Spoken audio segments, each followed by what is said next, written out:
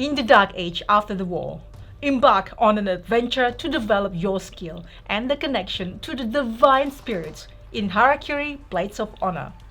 And today we'll be teaching you how to play Harakiri Blades of Honor, game designed by Fernando Gamero and Joel Torres, and published by Synergic Games. And hello everyone, it's Stella. And Tarrant here from Meeple University. Alright, let's get to the classroom.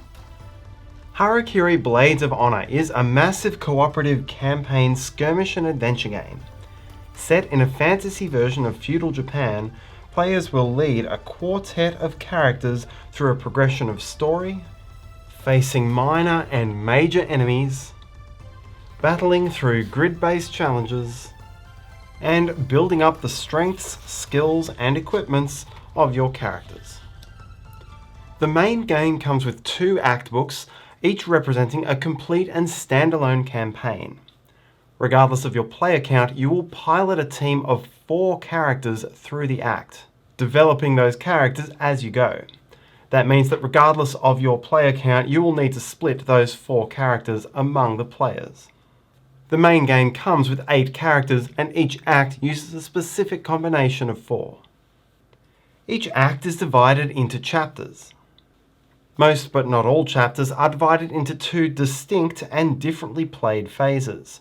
First, an adventure phase, in which you'll traverse the wider map, travelling long distances and interacting with cities and markets and the like, followed by an exploration phase, in which you'll face enemies in a localised grid-based skirmish.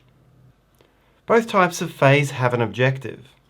In the full map adventure phases, whether you pass or fail your objective, you'll still progress, but how well you do will give you a benefit or penalty in the subsequent exploration phase. On the other hand, in the grid-based exploration phases, you must pass your objective to proceed. If you fail, you'll need to repeat that exploration phase. In a typical game session, you'll play across a full chapter, but the game can be saved after any single adventure or exploration phase. You'll use the campaign sheet at the very back of the act book to keep track of any choices and progress which carries over from chapter to chapter.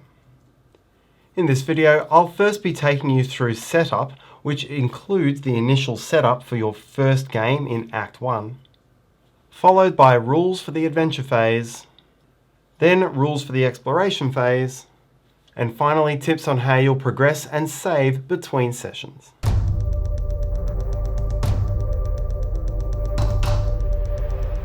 To set up for your first game of Act 1, you'll want to refer to pages 6 and 7 of the Adventure Phase rulebook, as this includes both general setup and the particulars for initial setup of the game's characters. These initial setup particulars are written in italics. For each empty character, take a board and insert the nameplate. Find the matching character booklet and read the introductory pages. This gives you the backstory for your character. You'll stop once you get to any numbered paragraphs. These represent personal missions which will unfold across the course of the act. You begin as a level 1 character. Find your 5 skill tiles, take the level 1 and slot it on either side, they're identical, into the level 1 slot, setting the others aside. The tile will show a skill which is relevant in the exploration phase, and possibly a trait, which is the word before your character's name. This tree depicts your maximum and starting health. As a level 1 character here, I start with health of 10 and mark that with a cube. These 4 tracks are called attributes: power, dexterity, knowledge, and spirit. Each has a range between 0 and 3, and each character begins with 1 point in one specific attribute. Cards with this back are blacksmith cards. This complete deck of cards includes a number of character armor and weapons, and they're all broken up by character class and level.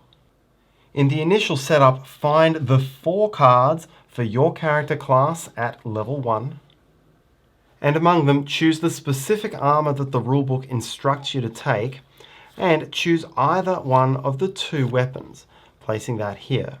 The cards you don't take are placed face down into your blacksmith pile, ready to potentially be purchased later in the game. Set a cube at your armor's armor level. Each player gets free pick of one card from the Kami deck. These represent various spirits who have their own abilities which the players can use. Flip this card over and place a cube at level 1. From the start of the game, only the first skill is available. Finally, give each player their 8 personal/clan tokens. These are double-sided tokens. This side is called your personal mission token, and this side is called your clan token.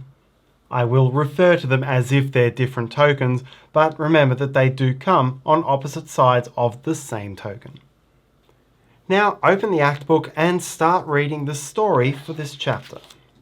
Keep going until you reach the red box and read the contents of that box. It's relevant to setup and any rule changes for this phase. Don't read beyond there. Numbered sections represent parts of the story which will unfold as the game goes along. You'll always be told when to read a specific section by this icon, the book followed by a number. A number less than 200 represents a paragraph in this phase's sections. You'll find it within the next few pages of the act book. A number greater than 200 can be found in one of the characters' booklets. You'll now set up the adventure board. The board is made up of paths and locations, including cities and shrines, and is broken into 4 territories, which are differentiated by the type of backdrop you'll see there. Each of the territories thematically belongs to one of the clans of the game which the characters belong to. Tomoe, for example, belongs to this clan, which sees over this territory. Place character minis in the depicted start location. Do note that for this video, I'm using base rings matching clan colours for each of the hero minis. You won't usually use the minis for the heroes in the game, these are generally used only for the enemies. Add other tokens and special location cards as depicted in the rulebook. Here, for example, there are some cut paths around the Tengu forest, which is on its face-down dark side because it's yet to be discovered. In this case, you'd lay them out like so. Look through the mission deck to find this chapter's missions. Here you'll see it's Act 1, Chapter 1, and there are 4 missions, numbered 1, 2, 3, and 4. These scrolls represent mission locations, so place those scrolls in their spots on the board. You'll see that there is no scroll 4 during setup. You won't discover this mission until later in the scenario. Keep the available mission cards near the board, ready for discovery. You'll also see several personal mission tokens on the page, as well as personal mission paragraphs, and these are related. You'll read the corresponding personal mission at setup, and this will give you the background of the mission as well as telling you to place personal mission tokens in those same locations. Set out the influence board. Place the round marker off to the side, and place influence at the starting influence as depicted in setup. You'll also look to what is the first trigger. This is a timed event for this phase, in this case it's at round 4, and you'll take this token and place it on the corresponding slot as a reminder. Find this chapter's Shogun influence cards. Again, here it's Act 1, Chapter 1, and then shuffle them up into a deck. Just be aware of special rules. In Chapter 1, for example, one of those cards, the Blood Oni card, is set aside and will come into play on a specific trigger. Find all the market cards, those have these backs, and you'll split them up into 5 decks. All of the purple coloured special items, and then the ones requiring 3 knowledge, 2 knowledge, 1 knowledge, and nothing. Determine the range of all characters' knowledge attributes. So in your first game, there'll be one character with 1 knowledge and the rest with 0. Shuffle up a market deck comprising all of the non-special items which correspond to that knowledge range, and put all other market cards aside. Build a deck of travel events, double-sided cards which look like this. In this case, you'll be using all cards labelled A and the cards numbered 1 through 7, and you'll shuffle them all together into a deck. Finally, make supplies of the various tokens you can collect, including coins, karma, heads, and blessed tokens. Be aware that most of these are double-sided. They're worth more on one side than the other, so you'll have to keep them in the right orientation. You'll also keep the action point tokens nearby ready for use. Unless otherwise stated, you'll need no other components for the adventure phase. You're now ready to play.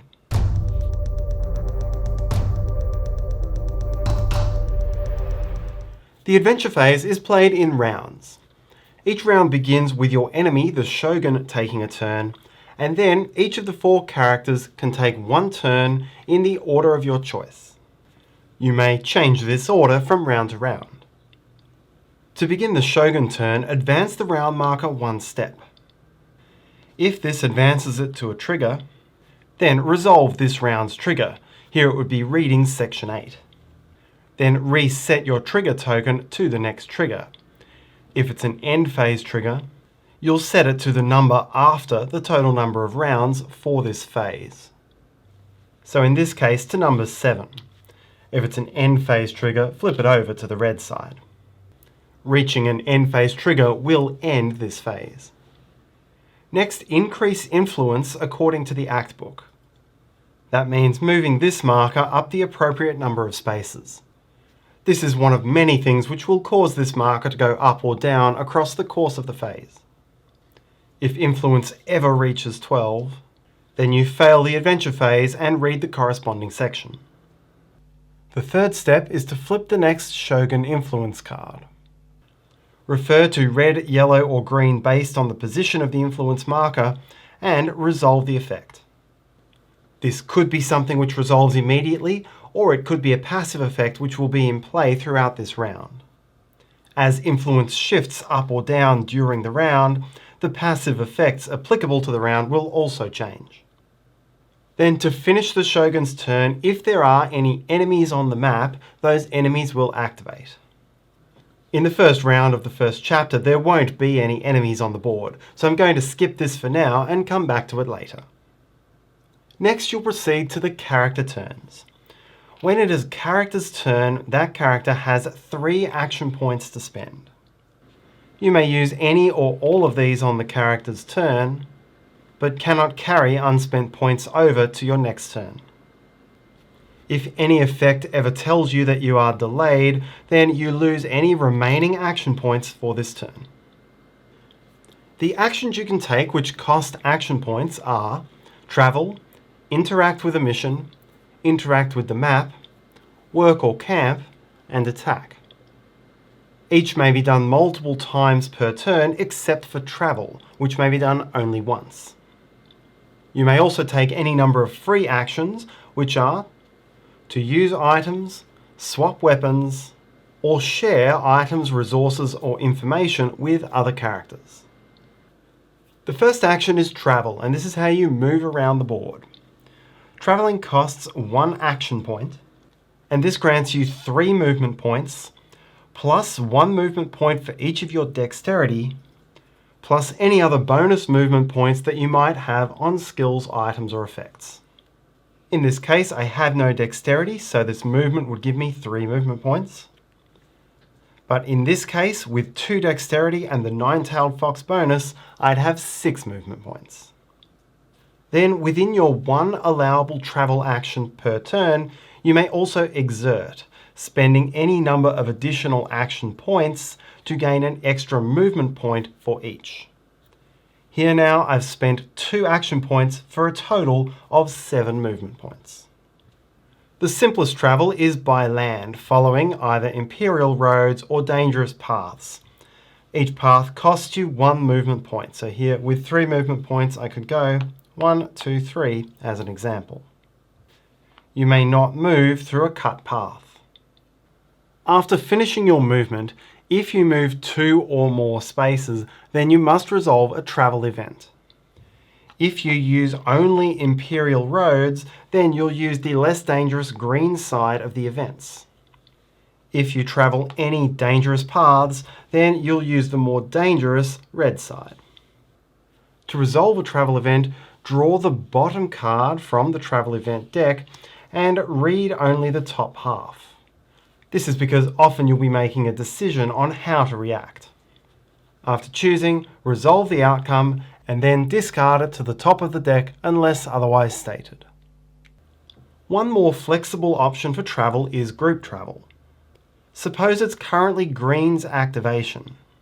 Any character who begins Green's activation in the same location and has not already activated this round may choose to move in a group with Green. So in this case, if Purple had already taken its activation for the round, then only Green and Red could move as a group. Green spends 1 action point for the travel. And Red also effectively spends 1 action point because Red will gain 1 fewer action point when its activation begins. The movement points gained is equal to 3 plus the lowest among all group travelling characters' dexterities. In this case, it's 0, so movement points is 3. No other bonuses are applied, and the characters cannot exert. Now move the group characters as usual. There are 2 main benefits to doing this. Firstly, you have strength in numbers on the roads, so whether it's Imperial or Dangerous roads, you do not draw a travel event. Secondly, although the inactive character has effectively spent an action point on this group movement, it does not count as those characters' travel actions for this round. Therefore here, Red could spend another travel action on its turn, and this gives you much more range to move quickly across the board.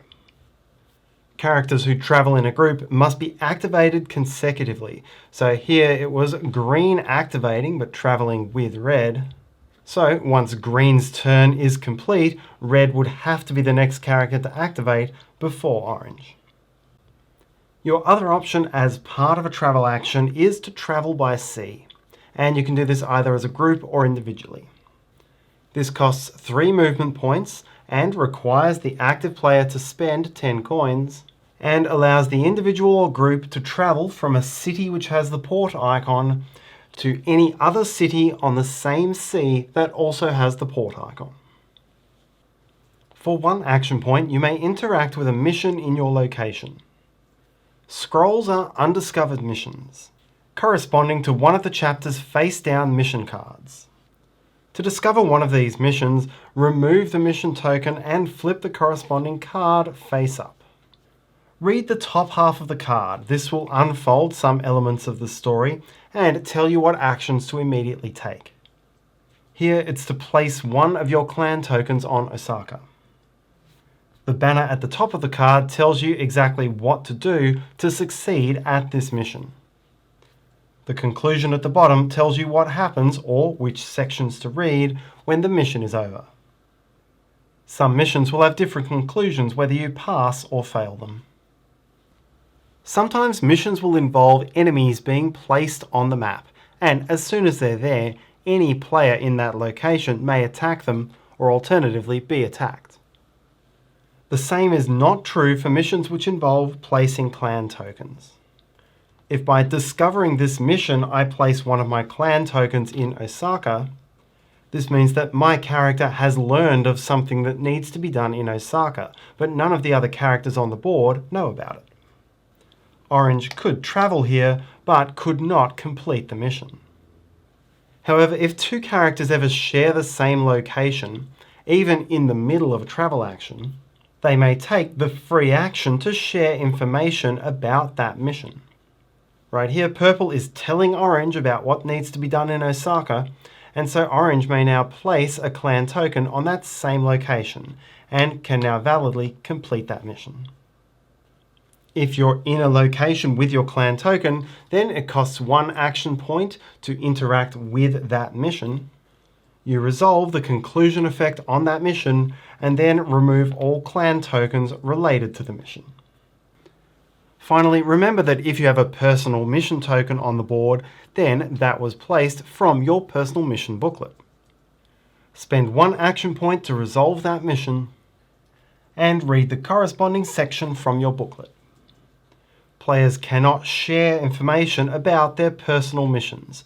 Only the player who owns that mission may resolve it. A character in a city may spend 1 action point to interact with one of the shops in that city. There are 3 different types: blacksmiths, inns, and markets. And not all types will be available in each city. For 1 action point at a blacksmith, you may buy, sell, or repair any number of cards from your blacksmith deck. When buying, choose any card from your blacksmith deck that you wish to buy. Its cost is shown in the bottom right corner, and so you'll pay that cost in coins and move the card face up to the right-hand side of your board. You may have at most 1 armor and 2 weapons, and among those weapons, 1 will be equipped and 1 will be in reserve.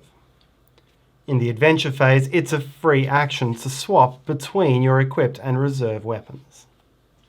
When at the blacksmith, you may sell any of these items back to the blacksmith. Gain half of its cost in money rounded down, and then return the card face down to your blacksmith deck. You may only do this at the blacksmith. If, for whatever reason, you end up with more than 1 armor or more than 2 weapons when you're not at a blacksmith, you'll have to discard the excess without compensation. When you purchase new armor, reset your armor cube to match the full armor of that new piece. Through the course of battle, you'll find effects which reduce your armor, and this cube will go down and can go to as low as 0. Whenever you're at a blacksmith, you can spend 10 coins to repair your current armor all the way to its maximum value. Selling damaged armor still earns you half the value rounded down, and new armor purchased is always at its fullest resistance. In a city with a market, you can spend 1 action point to visit that market. Here you can buy and sell the items which you'll find in the market deck. This is a matter of terminology. The cards in the market deck are items, which is different from the cards in your blacksmith deck. When you visit a market, the first thing which happens is the top 3 cards are flipped face up from the market deck. These are the only items available for purchase on your turn. You may now purchase any number of them for the cost shown in the bottom right-hand corner. Excluding blacksmith cards, each character may hold a maximum of 5 item cards, a maximum of 3 of which may have the permanent word. This count excludes any of the purple special items, which may only be gained through specific sections and events which give you those items. At a market, you can sell items back to the market for half their cost, rounded down. While otherwise, if you exceed the item limit outside a market, you'll have to discard down without compensation. Also at a market, you can sell heads. You'll collect normal heads as you defeat enemies in the game, and boss heads as you defeat bosses. Normal heads are sold for 10 coins each, and boss heads are sold for 30. Once your action is done, anything you didn't buy or anything you sold back are shuffled back into the market deck. Using an item is a free action in the adventure phase, although not all of them are going to be relevant at all times. To be allowed to use an item, you must have at least as much knowledge in your knowledge attribute as shown in the top of the card. To be clear, having insufficient knowledge doesn't stop you from holding an item, it just stops you from using it. For a simple consumable item, you'll use it once and then shuffle it back into the market deck. For a permanent item, you may use it as many times as you like, and you never need to discard it. If an item says it has a number of uses, then use these tokens to track the number of times you've used it, then return it to the deck once you've used it the maximum number of times. As a free action, 2 characters in the same location may exchange items, equipment, heads, or coins between each other. The last of the city buildings is the inn, and at an inn you may pay 10 coins to heal an amount of health equal to your current level plus 2. So in this case, I could heal 3 health. You're never allowed to have health above the maximum for your current level. Some game effects will result in a city being either captured or razed. You can enter a captured city, but can't interact with its shops. You're not even allowed to enter a razed city. If a city's captured or razed, it remains that way until the end of the chapter after the chapter in which it happened. So take note of such cities on the campaign sheet. In setup, each character gets a Kami card, and you'll keep that same card throughout the act unless a specific effect tells you to change it. Each Kami is associated with a specific named sanctuary. And in any sanctuary, it doesn't have to be the one which matches your Kami, you may spend 1 action point to exchange karma. You can spend any amount of karma, but for each 3 karma you spend, increase your Kami tracker 1 step. You begin the game with access to the bottom ability on this card, which applies during the adventure phase. You'll unlock the second and third effects once you reach steps 3 or 6, and these apply during the exploration phase. For an action point in a discovered location, you can interact with that location, and the act book will tell you what to do. Then in any location, you can take the work or camp action. In a city, you can work, and this gives you 2 coins. Outside of a city, you can camp, which lets you heal 1 health. In the same location as an enemy, you may spend 1 action point to attack that enemy. In the adventure phase, all information about how an enemy reacts and how to attack it will appear on the card or in the book section which brought that enemy into play. To attack an enemy, look for the section of text next to the swords. The associated number is the difficulty of the enemy, so this will be an attack with difficulty 3. This would be an attack with difficulty 7, but you'd get a +1 bonus on your die roll if you had the lucky or explorer traits. You'll attack with your weapon and refer to the small icons around this red flame in the bottom right corner. This represents the colours of dice you'll use for this attack. This attack is 1 orange, 1 green, 1 purple. Orange dice do the least damage, then green, then purple, then red. Roll the dice, add up the values, so here it's 3, using the Japanese characters on the dice, and add your power attribute, so the total value here is 4. If you meet or exceed the combat difficulty, then gain the combat success effect. If you roll less, gain the failure effect. Fail effects often tell you to lose health, for which you reduce your health bar. You could also receive direct damage represented by this drop, and that similarly reduces your health bar directly. You could also receive hits represented by the flash. Here it's 3 hits.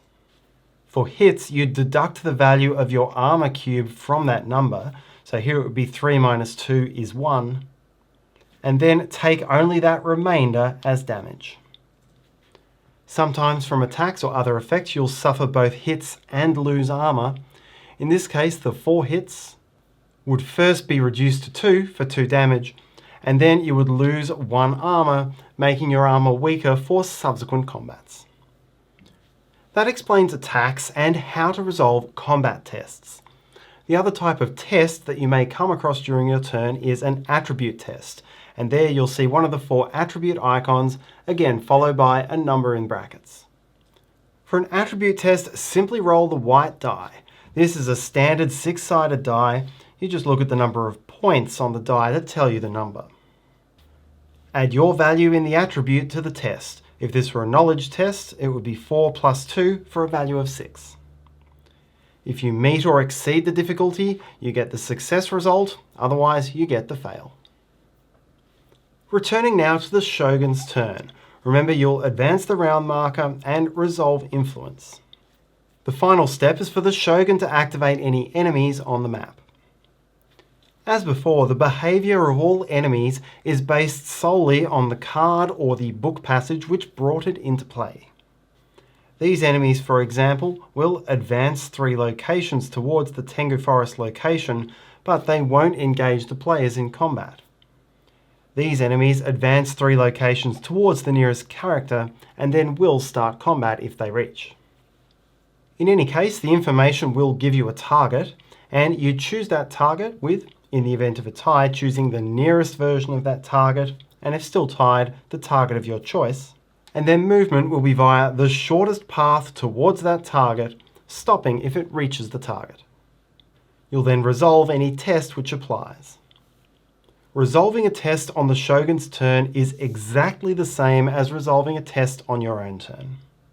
Here it's a combat test. I would base it on my weapon, I would roll my own dice, and I would see whether I succeeded or failed, gaining the pass or fail effect as appropriate. The only difference here is that you're not granted the choice. You can't choose not to attack the enemy if it attacks you. If a character's health ever is reduced to 0 during the adventure phase, that character is defeated. Remove its mini from the board, it will take no further part in this phase. The adventure phase will end in defeat if all characters are defeated, or if influence reaches 12, or if you read a section which states the phase ends in failure. The phase ends in success if you read a paragraph which states the phase ends in success. Either way, the phase ends immediately when one of these things occurs. Discard all blessed tokens. Any characters who are defeated are now resurrected. Restore health to your maximum health, then perform a spirit test with difficulty equal to your level.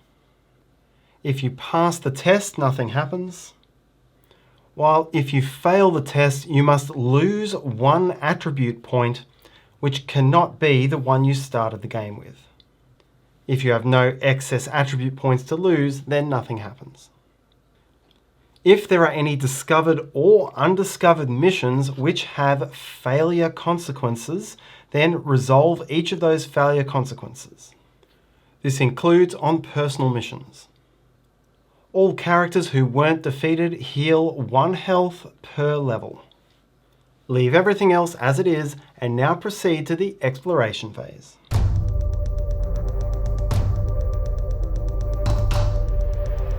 To set up the exploration phase, your character begins exactly as it ended the last adventure phase. At this moment, all characters are allowed to do share actions with each other. That is, they can exchange heads, coins, items, and equipment. At this moment, you're also allowed to change which of your 2 weapons is equipped. These are important choices because everything I just said is going to cost you an action point if you do it during the phase. Take a number of the small blue key dice equal to your level and roll them into your supply. To be clear, you'll need an area called your supply and another area for exhausted dice, and I'm going to place them like so. Turn to this phase in the Act Book and read the story. You may be given a choice. This is Chapter 1, and you're given the choice between starting at the cliff or the onsen. Read and continue making choices as before until you reach a red box, which you'll read to help you with setup, but you won't proceed to the numbered sections. Find the matching numbered zone tiles and set them up as shown. Place your character minis as depicted. Place out any tokens. The token components are shown as these circles which don't have this white shape underneath them. And so here I'd be placing red and green spawn points, a letter A interaction token, and a closed door, placing them all as shown. Next, place the starting enemies. This scenario uses kappas. This is a type of minion. It's the weakest of the enemies. Minions are represented by these smaller enemy cards and can be on the blue side for a basic minion or the orange side for an advanced one. And you'd be using the advanced ones if there's a plus next to the name in components. There could be up to 6 copies of each individual minion, and they'll be represented by these 6 different colour shape combinations. You'll use the base rings to tell them apart on the board, and you'll set them up as shown. As you progress, you'll encounter larger enemies. The servants are the next most challenging. They'll be represented by one of these larger cards and their mini. And the most challenging types of enemies you'll face are the chosen. These are effectively the bosses of the game. Each chosen has a matching deck of AI cards which you'll shuffle and place, and this will drive their actions. You may also need to set up wanderers, and you'll set these up like servants. They're represented by a mini and one of these larger cards. Wanderers could behave as either allies or enemies depending on how the scenario pans out. Flip over the initiative board to reveal the malice board and set the marker at 0 malice. Malice reaching 6 is one way to lose a scenario, and some scenarios also have an additional effect based on the malice. Set up the Oracle deck. This is just a deck of green and red cards, and they're going to tell you whether you're going to have a good round or a tough round. The composition of this deck is going to depend on your success or failure and other things that you've done across the course of the game. If a game effect ever tells you to add more Oracle cards, then add them to all of the deck and discarded cards and reshuffle them into a new deck. Find all the exploration events for this chapter, and then find the 1 or 2 which correspond to your current zone. Here, for example, we picked the onsen zone, so I would take the 2 onsen cards. Slot each active event into an omamori envelope, so that you can't yet see the events on them, and set the ones from the other zones aside for now. In general, if the events are red and green, there'll be 2 of them. If they're purple, there'll be only 1. Read the objective and any special rules for this phase, and you're now ready to play. The exploration phase plays in rounds, and in every round there'll be a chance for events, and then for all the minis to activate. The first step of a round is to draw a new Oracle card, determining whether it's a green or a red round. Next, resolve an event for your zone. If it's a green round, then you'll slide the green omamori up and resolve the next visible event. If it's a red round, you'll resolve the next red event. And if your zone has purple events, then you'll just resolve the next one regardless of the Oracle. If you run out of events to resolve on a card, then the event is to gain 1 malice. Next, determine the initiative order in which all of the minis will activate, and for this you'll need the initiative cards with this back. Take the initiative cards for each active character and each active enemy and wanderer with the exception of any chosen, and shuffle those cards into a deck. Now lay the cards out into a face-up row. Next, check for any characters who have the ability to change initiative. Akira's starting skill, for example, lets his initiative be changed by 1 position. After characters, any enemies or wanderers with initiative effects will resolve those. Then, players may collectively and optionally choose any 2 characters, consecutive or non-consecutive, in the queue, and swap their positions. And finally, if there are any chosen in play, those chosen automatically go to the very head of the initiative queue. You'll then activate each mini in the initiative queue from left to right, rotating the card when complete. So now let's have a look at character activations. On your activation, you gain 3 new action points. Unlike the adventure phase, you do not have to use them all in the same activation. You are allowed to carry at most 1 through the next round. Therefore, you'll start the next round with 4 action points, which is the maximum you're allowed to hold. You'll then spend these action points to take the following actions, and do note that some of the action point costs differ from the adventure phase. These are move, attack, interact, use item, a technique skill, or re-rolling your key dice.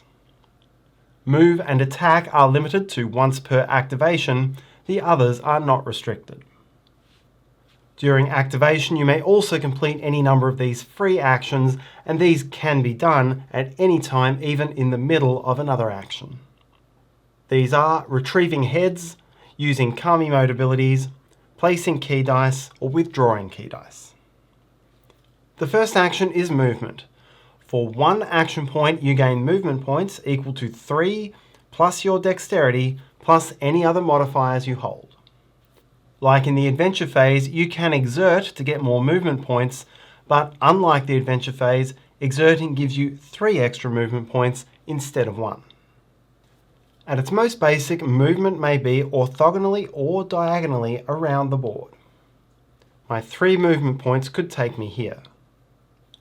By definition, adjacency considers both orthogonal and diagonal spaces, so purple is adjacent to all 3 of these other minis. You may freely move through your allies as long as you don't end your movement on an ally's space. A terrain space bordered in red is considered impassable terrain. You're not allowed to enter it, and you can't move diagonally past its edge. That means it would take 2 movement points to move here. Yellow bordered terrain is considered an obstacle, and this has the same effect. You can't move into it, nor can you move diagonally across its corner. This movement would take 3 movement points. The difference between the two is that a mini who can fly is allowed to move over or diagonally across an obstacle, as long as its movement doesn't finish on that obstacle, but not even a flying mini can cross over impassable terrain. All minis treat their enemies as if they were obstacles. So right now, this character would need to move 2 steps to get here because of this blue enemy serving as a movement obstacle. The very same is true in reverse. This blue enemy treats this character as an obstacle and would therefore take 3 movement points to get here. The purple spaces are difficult terrain. It costs 1 movement point to enter, but 2 movement points to leave each square. Flying creatures ignore this penalty. Any blue squares are considered special terrain, and the rules applying to those will appear in the Act Book. Finally, it's not represented by any particular border, but the images on the tile may depict a change in elevation. Here you can see 2 stairs and a ladder. From here, my character could climb the ladder for 1 movement point, or could move up and down the stairs. You cannot change elevation without a ladder or stairs unless your movement is flying. A mini whose base is too big to fit on the stairs or ladder cannot use it. This particular mini is stuck at ground level. Squares at a different elevation are not considered adjacent. In this case, only these 5 squares are adjacent. For these purposes, consider stairs to be at the lower elevation. And therefore, from this position, this is the only adjacent square. The next action is attack, and this costs either 1 or 2 action points. You may attack with your currently equipped weapon, and first choose a valid target within that weapon's range and line of sight. To determine range, count the shortest path through orthogonal or diagonal steps between the attacker and the target, including the target's square but not the attacker's. If the count of squares is equal or less than the weapon's range, then the target is within range. Range is determined the same way for minis at different elevations. However, the weapon used must have a range of at least 3 to be valid at different heights. 2 or less is not enough. For line of sight, draw the same center-to-center line. If that line crosses over any obstacle squares, remember that's anything with a yellow or red border or anything containing an enemy mini, then line of sight is blocked. If the line touches the corners of 2 obstacle squares or more, then line of sight is also blocked. All other cases have line of sight. So purple has line of sight to this kappa because orange is an ally and does not block line of sight. But line of sight to this kappa is blocked by the kappa in front. Line of sight to this kappa is blocked by the line touching 2 of the yellow bordered obstacles. Purple does have line of sight to this kappa. Again, the ally does not block line of sight. While line of sight to this 5th kappa is blocked by touching the corners of these 2.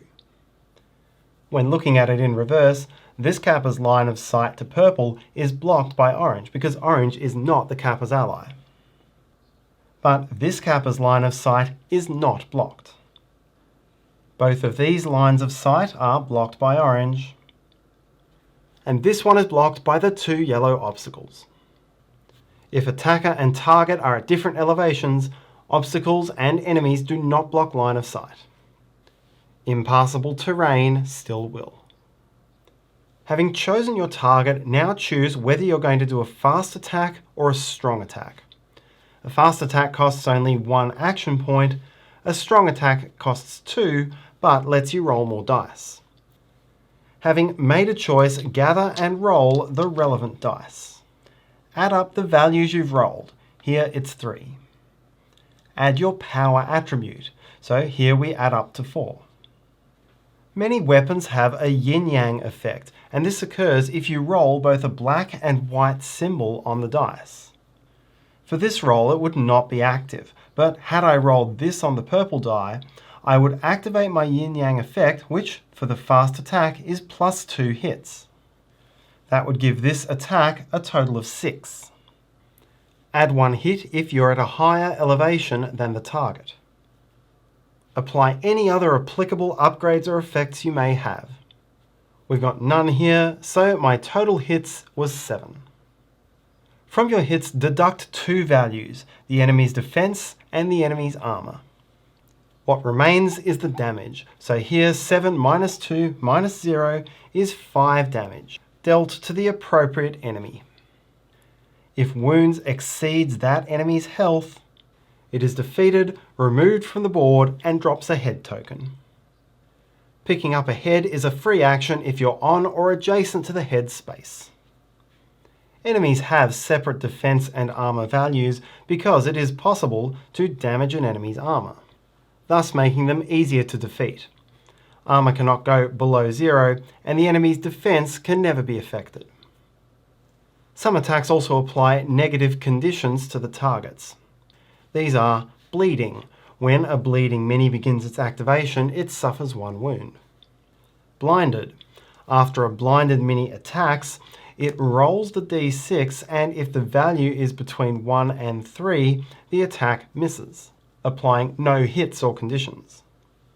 There is downed. A downed mini acts as if it has 1 fewer armor, and will be slower on its next turn. For the player characters, this means having 1 fewer action point, and for the enemies, it means they're not allowed to move or use special skills on their cards. Finally, there's poisoned, which results in -1 on all rolls. You can have multiple poison or bleeding tokens, and their effects will be cumulative.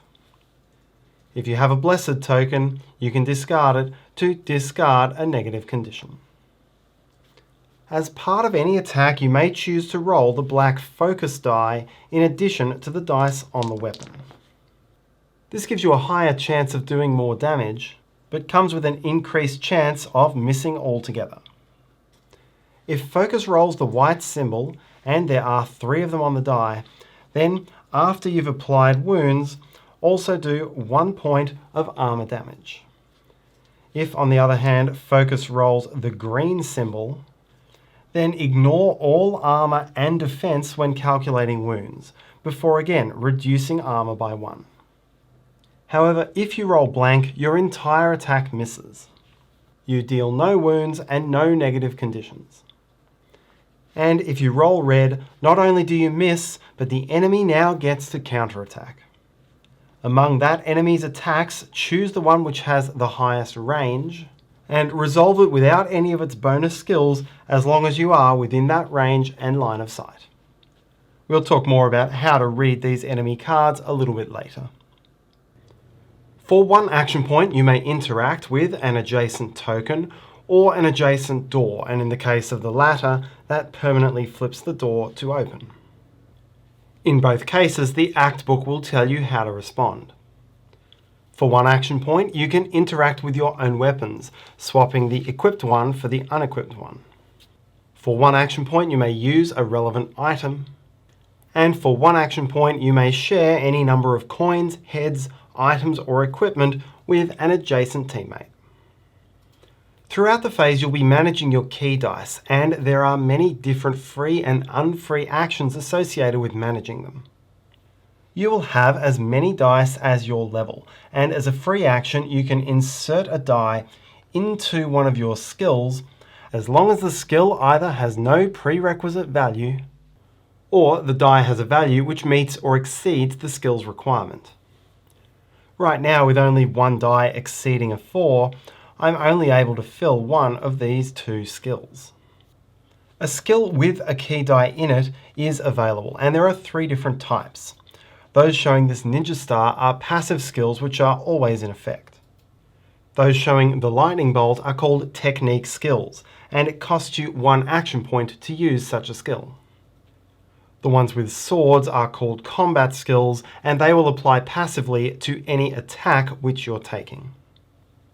At the end of each round, all key dice are reduced in value by 1. Any die reduced to 0 as a result of this is moved to your exhausted pile. As this happens, you may end up in a situation where the key die is lower than the requirement for a skill. When this happens, that die simply fills up that skill, making it impossible to put another die in there. To deal with this, or otherwise to get flexibility, you can take the free action to withdraw a key die, taking it out of the skill and moving it to your exhausted pile, up to as many times per turn as your spirit attribute.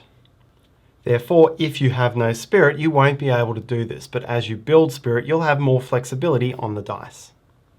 If at any point all of your key dice are in your exhausted pile, then at that stage you may re-roll them back into your supply. Other than that, you may, as an action for 2 action points, re-roll key dice, taking any number of your dice from your supply exhausted pile or the slots in your skills and re-roll them to your supply. As you level up your Kami tracker, you may unlock 2 more skills. The skill on level 3 works the same way as the skills in your player board.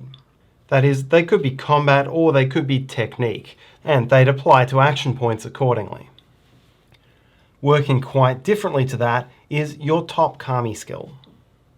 If it's unlocked and your health is less than half of your maximum health for your current level, and if no other players currently have this skill active, then as a free action you may enact Kami mode.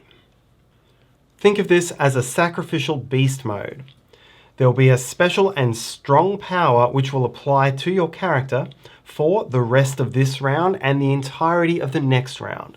But at the end of that next round, your character is defeated as if it were out of health. Each enemy card looks something like this. Near the top of the text, there'll be a list of skills and attacks available to that enemy. You'll have the basics enemy stats, and then a series of choices for how you work out what that enemy does on its activation. In the case of a minion, roll the d6 and check the current oracle card to determine whether you'll be resolving the normal or aggressive skills. Consult the list for the number that you've rolled, and then attempt to resolve each row until you find one row which you can fully resolve. For example, here, the enemy would attempt to do the peck attack against an adjacent character with +1 hit. If there are no adjacent characters, it will attempt to move until it is adjacent to a character and then do the peck attack.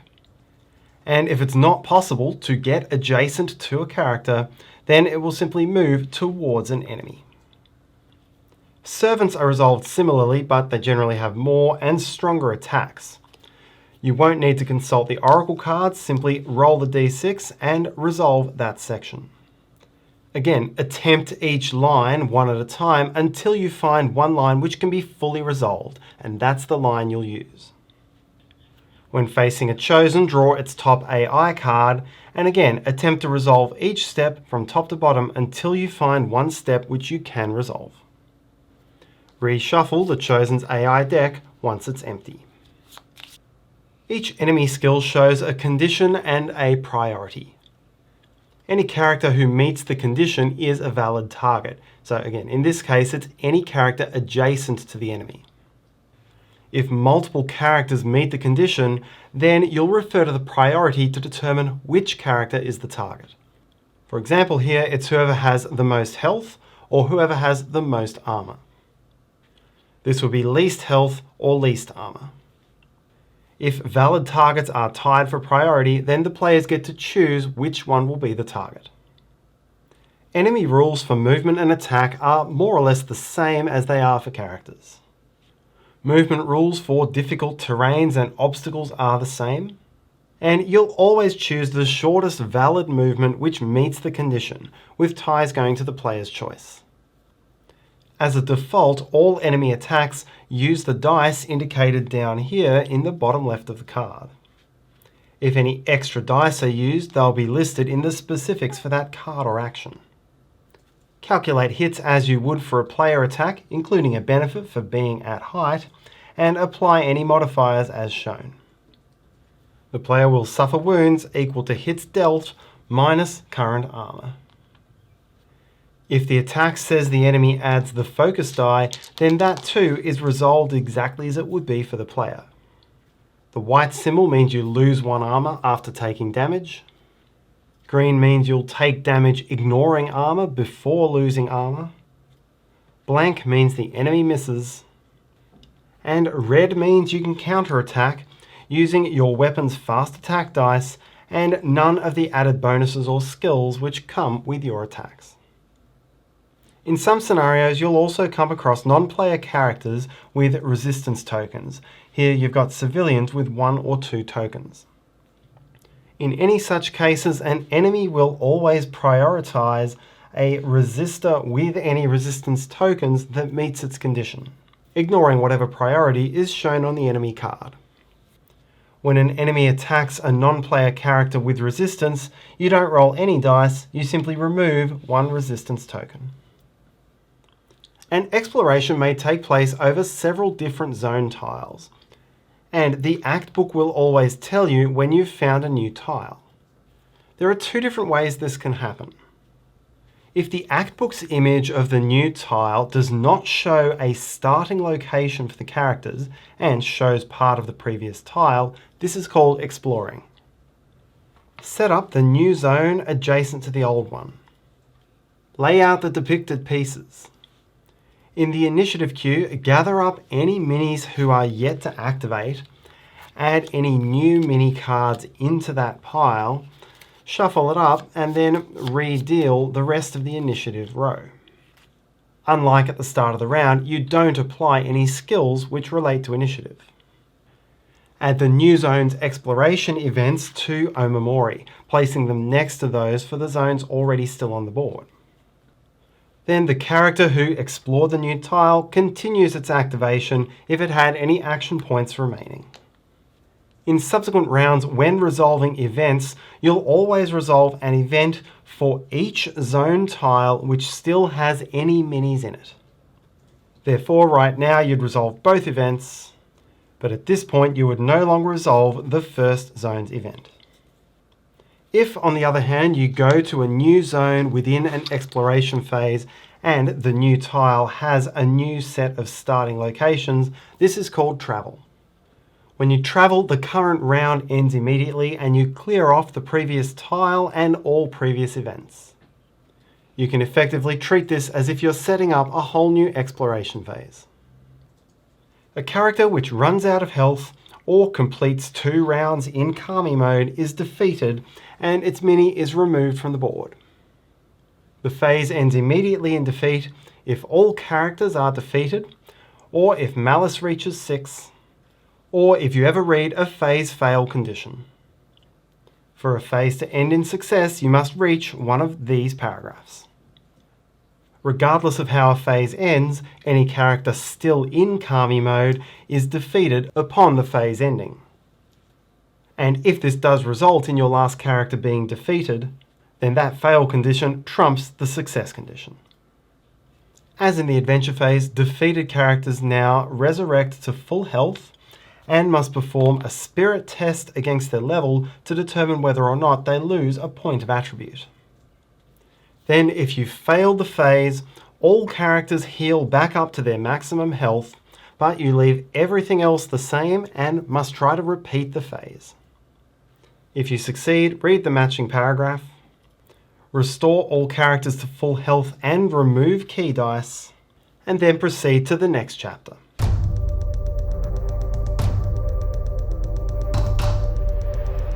At various points through the Act Book, you'll be instructed to level up your characters. This occurs after any resurrection rolls and before characters heal and proceed to the next chapter. To do this, take your next numbered skill, flip it over to the side of your choosing, this will be a permanent choice, and add it to your skill row.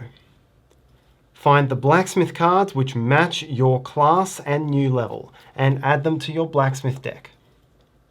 You'll move up to your next new maximum health, and you gain one new attribute point, which you can spend on a different attribute or increasing the same one. You can finish your game session after any successful or unsuccessful phase and use these player trays to save your game. This includes sections for your active equipment and items, one for your blacksmith deck, one for your kami and other large size cards, a place for your tokens, with your player board finally going on top. The lid is such that pieces should remain in place, but you may also want to record your progress in case pieces get dislodged. You should then be able to unpack this tray to begin any future session. And that's how to play Harakiri Blades of Honor. Thanks so much for watching. Your like and comments are much appreciated. Subscribe to see what's coming, and hopefully you have a wonderful day. See you next time.